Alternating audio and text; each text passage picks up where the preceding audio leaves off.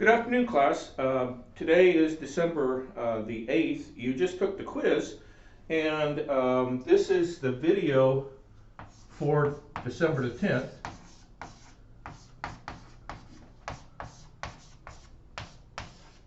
And in this video, I'm just going to go over the final project because that's all that's left in the course. The TA will send out the answers for the quiz soon. Graded them, and if you have any questions about the quiz, you can email me directly, or maybe we can go over it quickly in group me on Thursday. But since all you have left to do is the quiz as the final project, I wanted to go over that. And so this will be a relatively short video because I want to keep it short so that as you are doing the final project, you can go back over this video and determine or go back over things that you need to go over again. So what I've done here is on the board is I've reproduced the final project Excel file with all the fields that you have to fill in.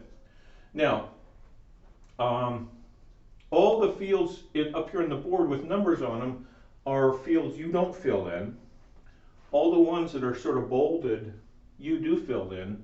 And there's some called automatic, which are automatically calculated by the Excel file. And of course, in a number of places where you choose a value, you have to then explain underneath it. And that's marked in yellow underneath those values that you have to put in some 2 or 3 paragraph explanation. But here I want to go through the numbers you put in so you understand what you're doing. Now, to start with, okay, you can see that what I've done here is I've projected that in the year, before we get into it, fuel values are in quads and electric values are in gigawatts. All right, so for example, here I've determined that in the year 2050, the residential commercial sector will require 15.15 quads of fuel inputs and 374.4 gigawatts of electrical energy. Now, quads is energy and gigawatts is power, but you can think of it that, this is 15.15 quads per year, if you want to think of it that way, or the 374.4, that's average gigawatts throughout the year. So, however you need to think about it in that way. And so let me just go through these boxes.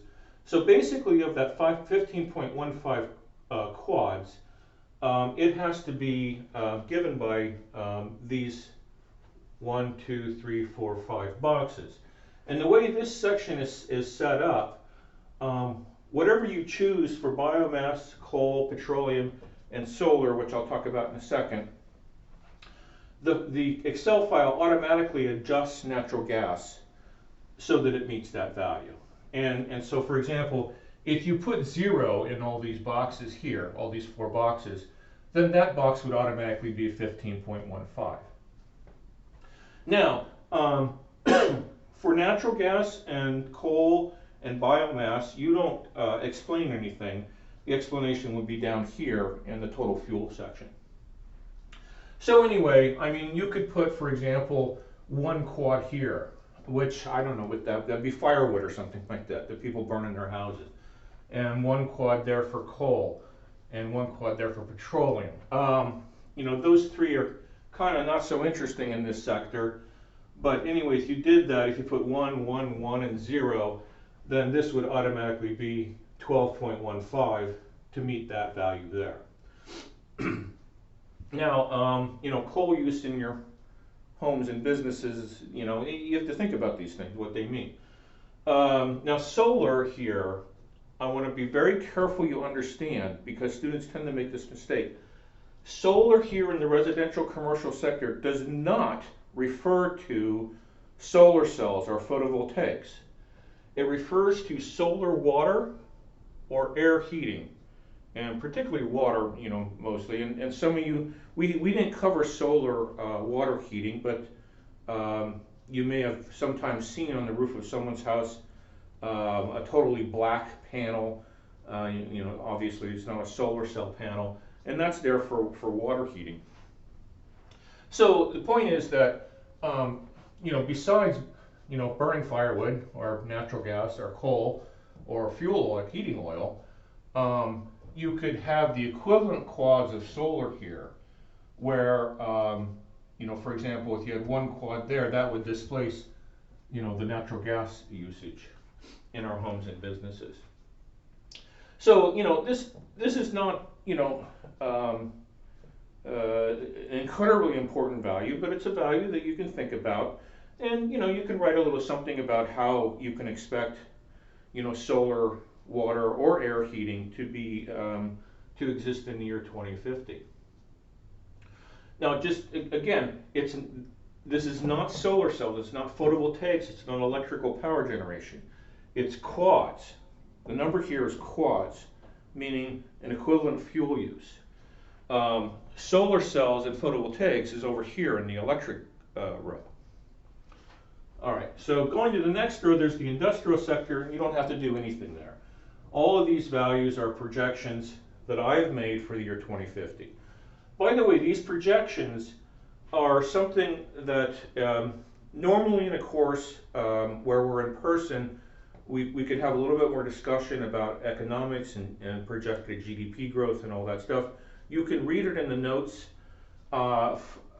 This year, you know, for two reasons. One, because it's harder to go through all that sort of remotely. Maybe we'll talk about it a little bit in GroupMe. You know, it's just more difficult to do than in person.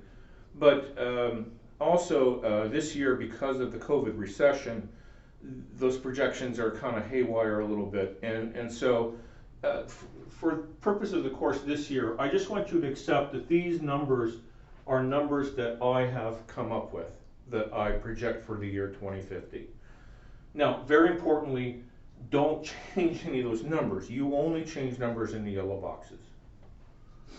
All right, transportation sector. Okay, so again, this number 31.76 is my projection for the number of quads that will be needed in the transportation sector in the year 2050.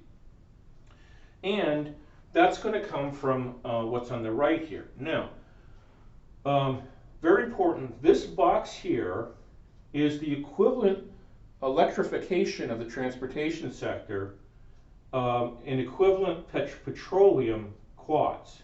So this number is in quads here. It's not gigawatts. This number is quads. And for example, if you put down like around, you know, 16 quads here, that means that you're assuming that half of transportation in the year 2050 is going to be electric, because that's half of this number.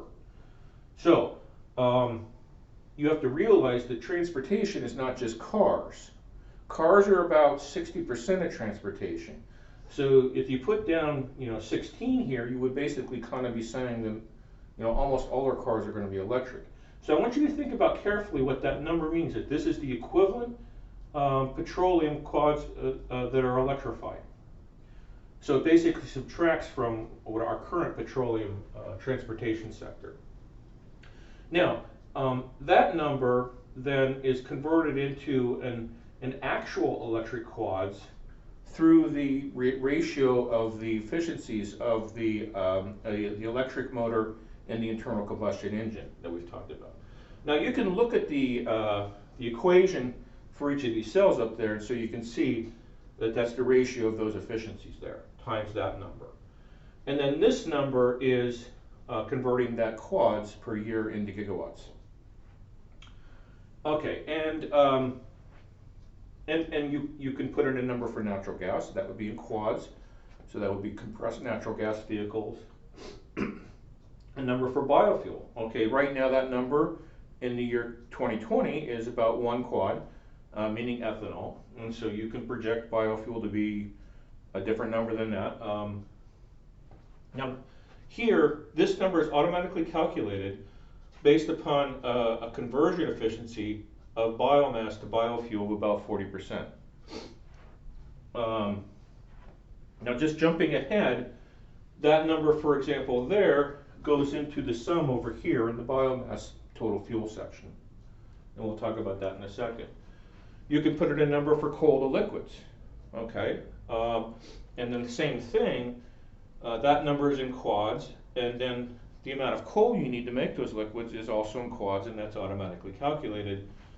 And then based upon entering those fields, it automatically calculates an amount of petroleum you require left over to make up this total 31.76 quads.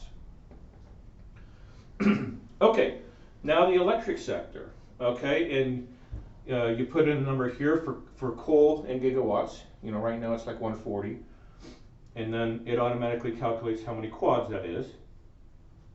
You put in a number for natural gas in gigawatts, and it calculates how many quads that is. You put in a number for nuclear. You put in a number for hydroelectric. You put in a number for petroleum, which, you know, that number is very small now, and I wouldn't expect it to be larger later. If anything, I would put 0 there generally. But again, like these, it automatically calculates how many quads of petroleum it took to make that gigawatts for electricity. You put in a number for biomass. And, you know, so that number could be, you know, I don't know, 5, 10 gigawatts, whatever. Right now it's like 4 or something like that. And it automatically calculates how much biomass you need. You put in a number for geothermal, for wind, for solar, and other. Okay. So I do follow the news on nuclear fusion with interest. There's been a lot of articles lately. My opinion is still that nuclear fusion is will not be generating sufficient or significant amounts of commercial electricity by the year 2050. But you could disagree, and so you could put in, you know, something. Now you'd need to explain this very well then, you know, where that's coming from, and so if you are a believer in nuclear fusion and you want to put a number there for how many gigawatts nuclear fusion or something else that, you know, you may come up with, you can put it in there. But below that, there has to be a good explanation then. Now, this number then is automatically calculated, and that number is taking the sum of all these gigawatts and multiplying times about 90%, which is the distribution efficiency. Okay, this number here is automatically calculated. That number is equal to this number, the gigawatts in residential commercial, this number in industrial, and this number from transportation. So and also there's another number in there that I'll get to. So this number is how much you're generating, and this number is how much you need. They must equal. I will get very angry if they don't equal. Okay, now obviously they're not going to equal to like 2 significant digits or something like that. But I mean, if they're off, you know, by a few percent or something like that, I'm going to get very angry and I'm going to mark you off a lot. So, you know, don't make that dumb mistake. I used to make it automatic, and it led to problems. Okay, this is the one part of, and this is why this is kind of in a nutshell why we call this course Energy Systems. It's because it is a system. It's not 100% automatic. You have to think about it. And so this is, you know, this number is how much electricity you need from all your other choices. And this number is how much you're getting from these inputs there, and they must equal. All right. Now we get to the total fuel. And as I mentioned, like natural gas here, these numbers are automatically calculated. You're done at this point. Okay, so it basically takes whatever this worked out to for natural gas, plus this number you put in there, plus this number that's automatically calculated for the gigawatts of natural gas in there. And so that's going to be some number, I don't know, 60 quads. And you will have to explain here whether that makes sense or not, whether it's reasonable to expect that you get that many quads out of natural gas. Same thing for coal. Now biomass, I'm doing something a little different this year because you may, for example, put 20 quads here, meaning you think that making ethanol from biomass is going to really take off. All right, or here, I'm sorry. Okay, so then this number calculates you need, I don't know, 40 quads of biomass, and then that goes into here. Now you'll see that based upon this number, okay, it's going to increase both this number because because you have to farm basically, and so you see right now this number is somewhere around 7 quads, and that 7 quads is just waste. All right, you don't have to farm it, and so you'll see that this number and this number include a ratio based upon whatever this number is above 7 quads, meaning you're doing excess farming, okay, to produce that amount. So you can see that, but it all fits together, and so what you may find is that you see what it means is that as you, for example, put in a number for biofuel, a large number there, you will see all of a sudden down here your natural gas goes up and also your electricity required goes up, and so you have to be cognizant of that. It's a system. So under each of these, biomass, natural gas, and coal, you will also provide an explanation whether those numbers make sense. Now petroleum, okay, I don't think I asked for any explanation there. All I said was, okay, that's the one place where we're going to artificially constrain fossil fuels to be below 25 quads. So here's the second place where you have to be a human. It doesn't automatically correct things. However you set up the rest of your chart, if that number is above 25, I'm going to get angry and I'm going to mark you off because that's a constraint. Why is it a constraint? It's a constraint because I believe that in year 2050, because gas is so expensive, or for whatever other reason, okay, it can't exceed that. So that's it. And so here and here are the two places where, okay, you as a human have to design your system so that it meets those constraints. Here, that these two numbers be equal, and here that this number does not exceed 25. And that's it. So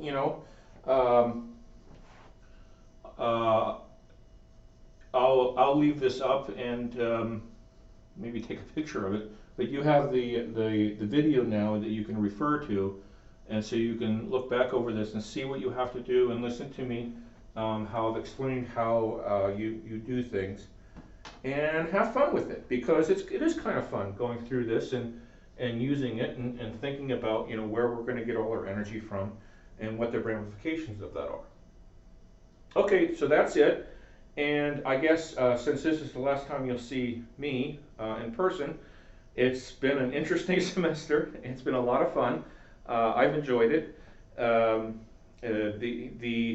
The videotaping of the lectures, I hope you've enjoyed seeing me and doing this, and it actually has kind of made the course more interesting for me in the sense that it's made me have to kind of really organize my thoughts about each lesson and streamline them and make them something that's both comprehensive as well as concise, and I hope you've enjoyed it. Okay. I'll talk to you on Thursday.